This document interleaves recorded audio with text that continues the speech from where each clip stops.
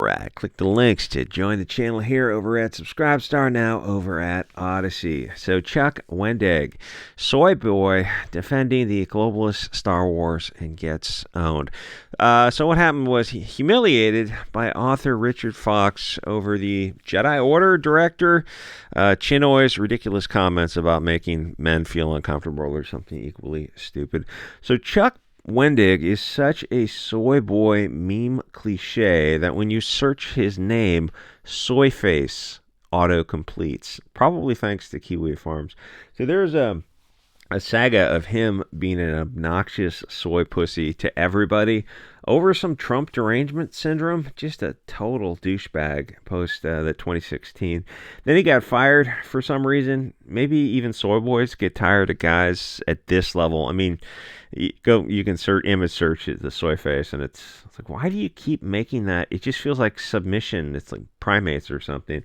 Because JDA wrote an article about him in his new online magazine Fandom Pulse, Mr. Soy Pussy, with 160,000 followers, had to lock down his account because of a tiny little article. He's that much of a sensitive vagina. There really is no comparison to the pussies who are in the mainstream comics and entertainment industry. He's in the sci-fi, Star Wars fiction type of stuff. He's a Star Wars writer who's known for his ability to make every character vaguely gay because diversity or something. Please, everybody, just admit diversity is cancer, as are all the BLTVGP themes that they're trying to put in everything. There's just not a whole lot of desire. It's weird when these billion-dollar industries. So you're making themes and products and movies and stories that people don't want. In fact, it's costing you money to put these woke SJW bullshit themes in there about diverse BLT, poxwalks, furry otherkins. It costs you money. You're losing money by not giving people what they want. And you're doing it anyway. That should make more people scratch their head and, activate the almonds. There's something going on. So the motive isn't financial, which is weird because they're publicly traded companies. Isn't there articles of incorporation, a company founded in Delaware, whatever, dividends and some stuff? What else is going on? Oh, yeah, it's a Kool-Aid drinking cult. No, that's crazy. It's crazy. It's a billion-dollar company. They can't be that. No. Well, what did Sherlock Holmes say? When you exclude everything else, you got to look at what's remaining very carefully. Anyway, no, there's not a whole lot of demand for gay characters. No offense to the BLT audience. There's just not many people out there that are...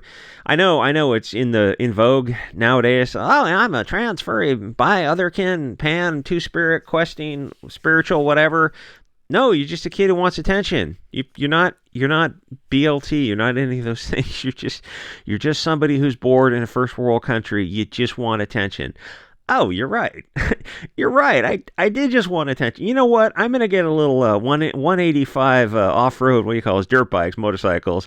I'm just going to peter around the back hills a little bit, learn how to ride, have a little bit of fun. Maybe just get a mountain bike or something, get a little exercise. Yeah, mountain bike's probably the best bet. Get some exercise. 'Cause most of these people, you're just a fat kid who's bored, needs attention, and looks down at a little beer belly like, oh, I should probably start jogging.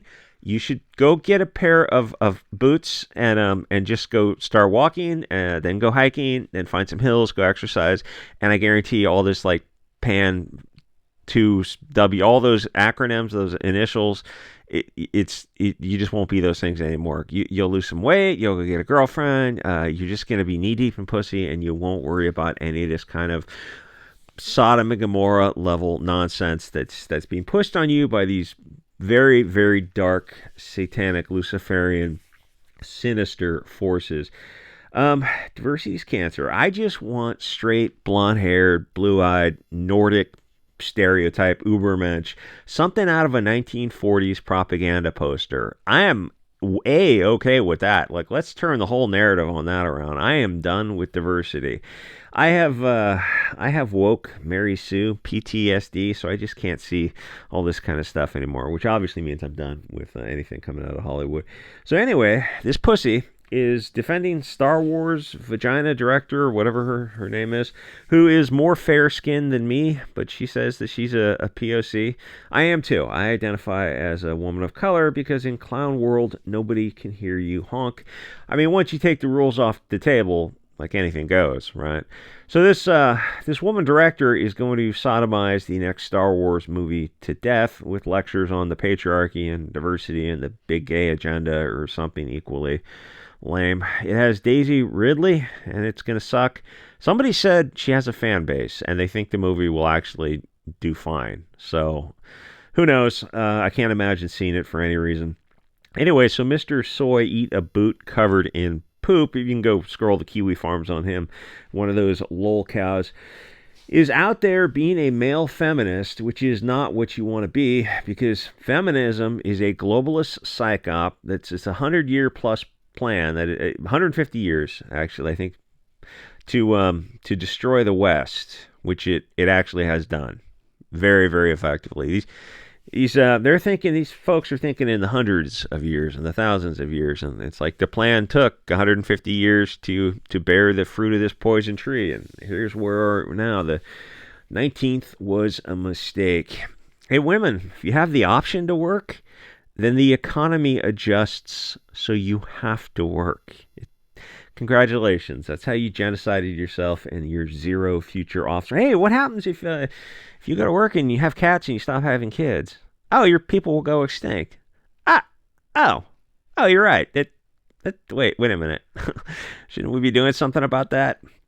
Anyway, so male feminist Chuck Wendig is defending the vagina director who said something stupid in her interview. She said she likes to make men feel uncomfortable. Oh, that's a genius marketing play. So your audience for Star Wars is or was men. I think Star Wars is a dead brand, and I think Disney is rapidly becoming a dead brand.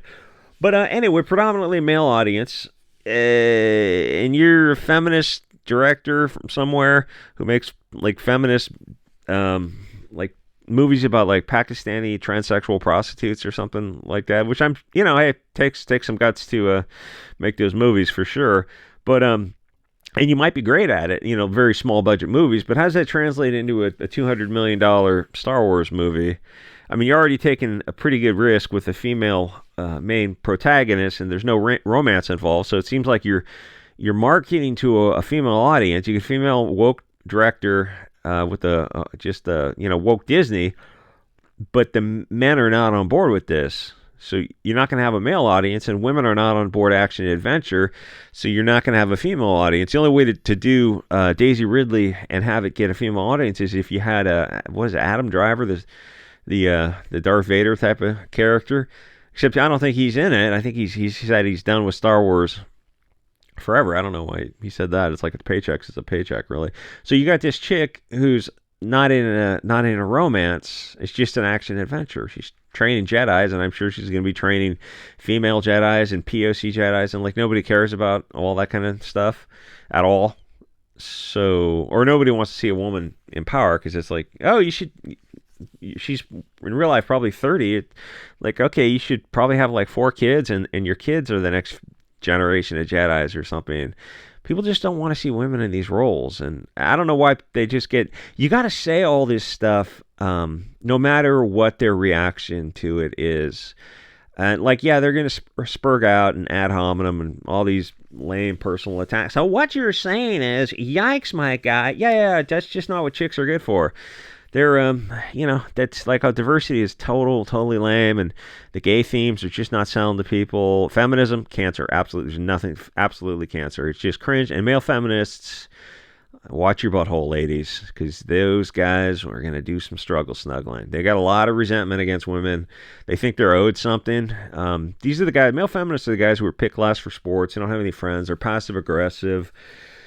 And so they think they're an ally to woman, and for that they deserve, I don't know what they think they deserve. And there would be no, listen, if male feminists So 99, I can't help but notice 99% of them are obese.